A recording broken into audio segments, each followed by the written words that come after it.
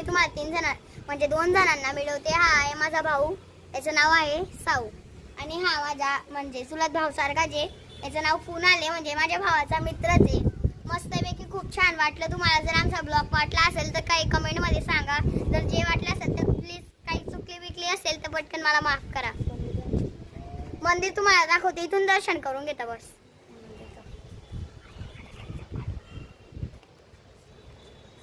मंदिरपैकी दर्शन दिसलं असेल तुम्हाला आमचं मंदिर. आता आम्ही चालले खाली. आता आणि खाली जाता जाता बोलायचं मी बरोबर. आता आम्ही चालले खाली बघा. ते जीने उतरून मस्त पैकी आता खाली उतरून गेलेले.